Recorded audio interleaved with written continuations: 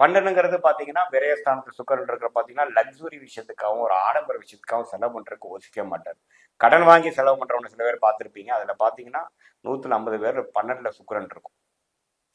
ஆடம்பரத்துக்கு செலவு பண்றதுக்கு தானே சம்பாதிக்கிறோம் அப்படிங்கிறதுல தீர்க்கமா இருக்கிறவங்களா இருப்பாங்க.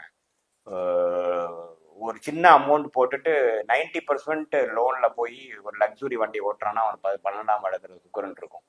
சுக்கரன் 12ஆம் பாவத்துக்கு சம்மந்தப்பட்டிருக்கும். அவங்களுக்கு வந்து அந்த அந்த அந்த லக்ஸுரி அது சுக்கரன் உச்சம் ஒரு மேஷ லக்னமா இருந்து சுக்கரன் 12ஆம் இடத்துல இருந்ததுன்னா அந்த சுக்கர விஷயத்துக்காக அதிகமாக செலவு பண்றது. அப்புறம் அந்த இல்லற வாழ்க்கை அந்த மாதிரி தாம்பத்திய விஷயத்துல வந்து அதிகமாக 12ஆம் பாவத்தில் சம்மந்தப்படும் பொழுது அது அது அதுல அதிகமா இன்ட்ரெஸ்ட் இருக்கிறது.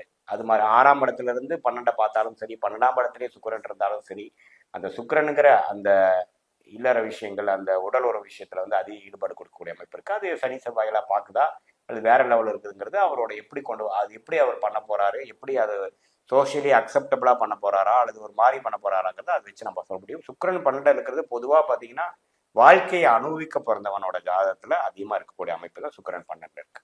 சூப்பருங்க.